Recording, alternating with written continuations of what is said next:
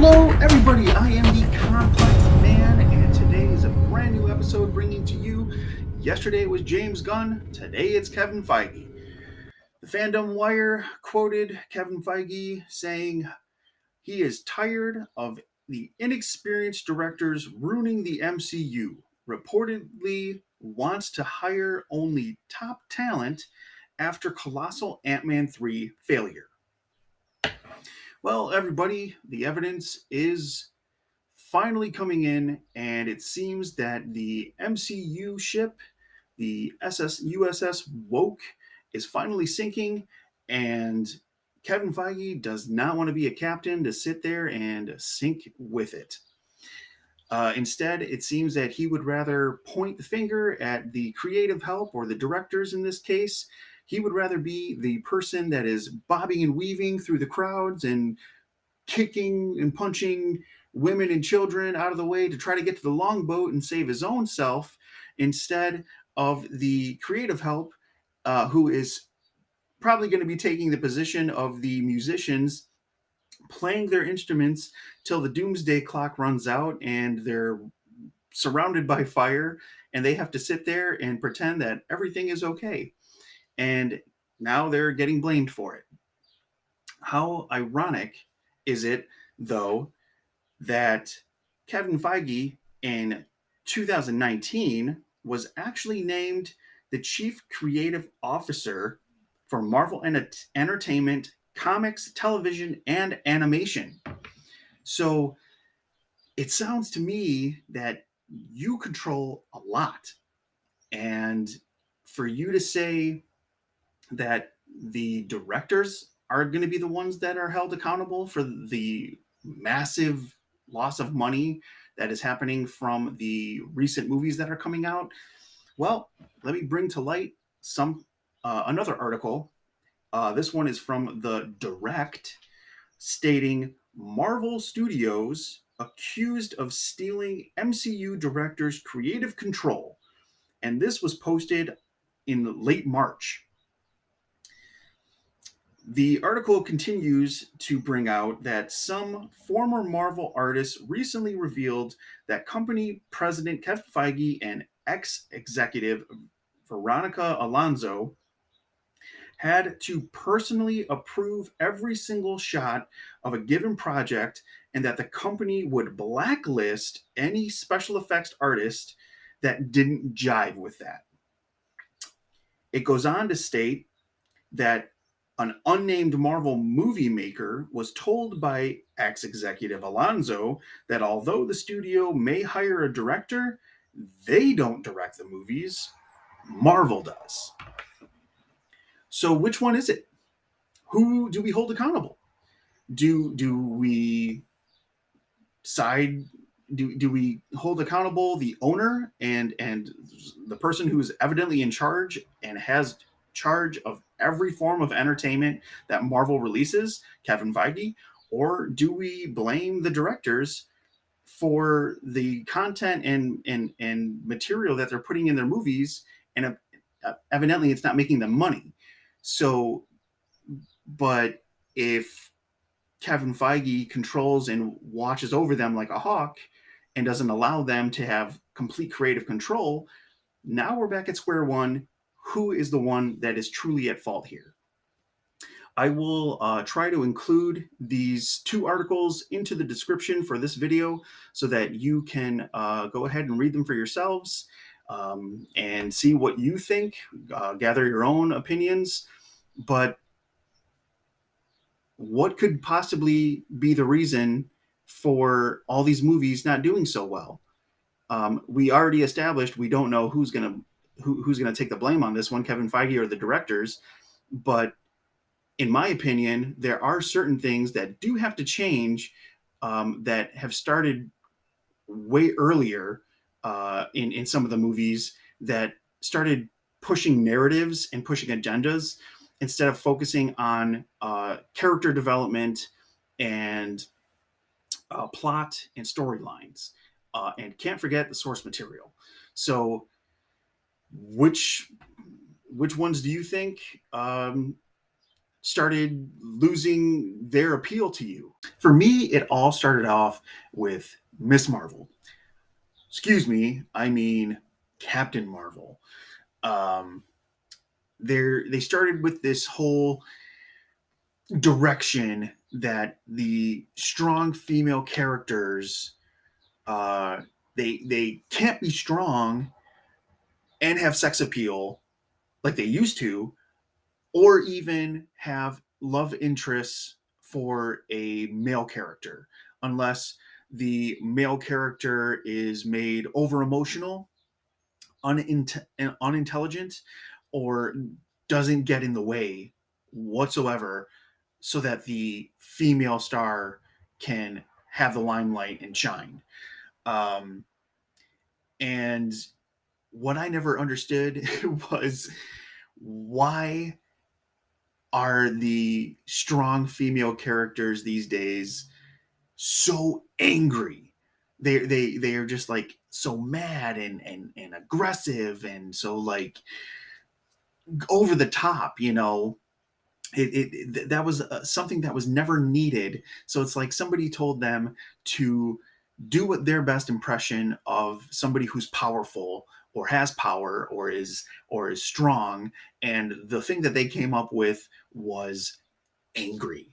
You know, a person who's angry and who's intense and all that kind of stuff. That is what equals strong and powerful. Well, let's go through the list of a few male actors from the decades before that have done this same thing and see the comparison of what they are looking like and what their strength and what their power and what their character looks like. And you can probably see that none of them are angry. You can tell by the way that they hold themselves and the way that their character is directed, and that they don't need to go above and beyond. They hold their composure. They don't need to project or over project the fact that they are strong or in charge or that they're a badass or anything like that. They just had that charisma about them. So now let's take a look at some examples of modern day strong women. You can probably see that it's just all angry. It's just aggression and like they're just at 100. You know, they even I even included the one clip that they had to introduce it into the Mario movie with by making Princess Peach a little bit more uh, aggressive in her development as a character too. Something that you don't really ever see in the video games. She's usually that sweet damsel in distress who loves Mario, and uh, that was her character, and there was nothing wrong with that. So, but so that was Captain Marvel, and it seems that that was their way of doing it, and the fact that they say that she is one of the strongest Avengers in the MCU. Okay, so not having to bring up the fact that they neutered the Hulk because he is supposed to be one of the strongest characters in the comics. He was able to hold his own against Thanos in the comics. They had a good back and forth. He eventually did not come out on top, but what we got in Infinity War was a disgrace. And so for them to say that Captain Marvel's character is one of the strongest characters and she can go toe to toe with Thanos, um, was pretty ridiculous. Not to mention that in the comics they show her that she has an ability that I believe is called Bionic, where it's like her going like all out and has like a supercharged ability. Well, in the comic, um, they actually have Thor one punch knock out Captain Marvel's bionic form. So if that is how it is in the comics, then why are you pushing this agenda to try to make her stronger than any other male character and make it seem like she's so untouchable? So that's Captain Marvel. Let's touch base briefly on She-Hulk, which also has um, the element for the female lead characters that are better than the male characters and can learn to master their powers faster and more naturally than their male counterparts who have had to do years of practice and training to just be able to control their abilities. That is what is called character development and creating a story arc. Bruce Banner struggled for years to try to control the Hulk, and they briefly show that. Actually, they show how that whole process went down in Thor Ragnarok. How they became like it was the development of going into Infinity War about him creating a mutual agreement between the Hulk and himself. But in the comics, that was a much longer process. Um, and for the She Hulk to come in and not only do everything better um, than him while he's trying to show her how to control her abilities, they actually say that because she's a woman and society says that she has to control her anger and control her emotions, and people can't let her slip up for a second on being too angry or emotional. She's better at controlling being a Hulk than the Hulk himself because he's a man and men are just naturally angry. So he has to learn to control his abilities more than She Hulk does because she's been doing it for years and now it's just that easy for her, you know. Um, they also touch base with Rey in Star Wars. I know this is a Marvel, but hey, they're under the same umbrella of Disney right now, so it is definitely valid. The fact that I believe it was in the Force Awakens, I laughed my butt off at the scene where Rey is able to mind manipulate a stormtrooper to untie her shackles in the first attempt of trying to mind manipulate somebody. They show Luke Skywalker going through this whole process of doing training and how long it took him to become the greatest Jedi ever, you know. And people may argue, maybe I got this statement wrong, but as far as I've known and I've seen people talk about this, that Luke Skywalker is said to be the greatest and most powerful Jedi out there. And then Rey comes in and she's able to mind manipulate in the first try. She's able to hold her own with Kylo Ren, a Sith Lord, um, fairly well. And not to mention, in the second movie, she's able to use Force Lightning. So, how would it have gone if you go to see the original Star Wars movies and you learn about Luke Skywalker's character, and then all of a sudden the altercation happens with Darth Vader? Like they just have him confront him. He picks up a lightsaber. He's a natural whiz at everything. The Force is easy to learn. He doesn't need any training, and he just mops the floor with Darth Vader. And there you go. There, the end.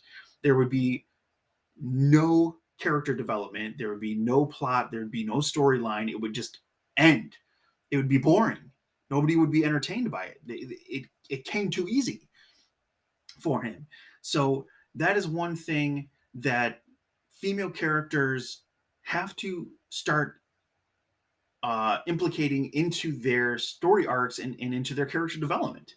You know, you if you can't identify yourself with the character, then nobody is going to like that character because you don't see yourself in them. An example that I always use is Spider-Man. Spider-Man has all this power. He has all this strength. You know, he's almost I mean, they even showed him going toe to toe in the comics with Superman at one point. I don't know how that went. I didn't read it, but still, the fact is that he has all this power and all this strength and all this genius level intellect, but yet he still has to worry about family situations, relationship situations, paying the rent on time, and all these other things that are happening in everyday life for people. That is a genius thing to include in a character's story arc and character development, because you can identify with that. You can say, I see myself and I like this character more because I see myself in this character. He struggles with what I struggle and what I go through and what everybody goes through these days. So if you want to make these movies better, that is going to be one thing right there, is the female lead, overpower, untouchable, strong character. Um, the last one I'm going to touch base on that I thought definitely did not do well, and maybe I'm wrong, is definitely going to be Wakanda Forever. Uh, First place they went wrong with this one is they refused to recast Chadwick Boseman's character and let T'Challa live on through another actor. There were there was an interview with Michael Jai White, who actually said that he was supporting the fact that they should recast the character. He made a great example of what if this were to happen with the Superman character or the Spider-Man character. What if Henry Cavill had an accident and passed away, or something that caused him to pass away? Would people just say, "Well, that's it. Superman's dead. We have to kill him off in the comics. There can be no more." Um, and that's it. What if the same thing happened with any of these Spider-Man actors, like Andrew Garfield, Tobey Maguire, Tom Holland, the most current one? What if they got into an accident and they passed away? No more Spider-Man. That's it. Spider-Man's dead. Next up, I gotta touch base on them being too worried about the whole inclusion and representation aspect instead of storyline and character development, and sticking to the source material. Excuse me. And if all of the female domination going on in Wakanda Forever isn't enough to set you off, then the misrepresentation certainly would, of specific characters. Uh, Specifically, I'm going to address uh, Namor. Actually, it's Namor. He is not Hispanic as they portrayed him in the movie. They did that for inclusion. He is actually closer to looking Caucasian in the comics. He is the king of Atlantis. He does use a trident.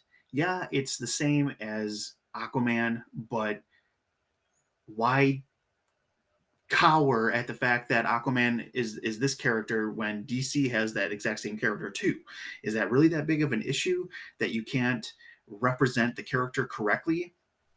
And what is up with the whole Smurf like witch doctor characters that are supposed to be the Atlantean citizens?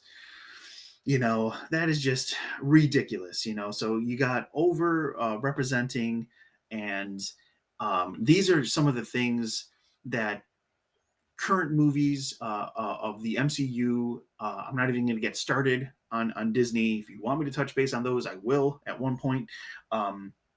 But for the MCU specifically, these are some of the things that stuck out to me and were big issues and big red flags. The untouchable, overpowered female characters, the constant having to include all these different kinds of ethnicities, and backgrounds and all this kind of stuff, instead of focusing on just the source material and creating a good story, creating great character development. These things are what make great movies. We know this formula works because of all the movies that we've seen in the past decades. They were successful for that one reason. They were making movies that were according to source material, and they stuck with it, and it was successful. Now you're starting to lose money on all these new movies, and you're wondering, why are we losing money? I don't understand. So the main three things that I feel definitely need to just stick out is source material, most important, character development, and plot and storylines. Stick with those three elements, focus on those, and you will regain your title, MCU, of all the stuff that you started all the way back in 2008 with the first Iron Man. They were good, they were great. Go back to that formula. That is my input, and that is, for the most part, the conclusion of this hefty video. So let me know, please do, as I always ask, let me know what you guys think.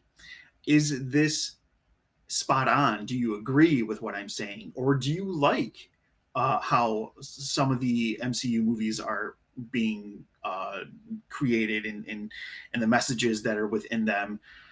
Are they acceptable to you? Do you not notice any of these things that are going on in the MCU movies? Or maybe it's just the critics, and they're the ones, but then we also have audience members that just aren't. I remember seeing the Ant-Man Quantumania movie. I think it was like if it wasn't the day of release, it was the next day, but there was barely anybody in there.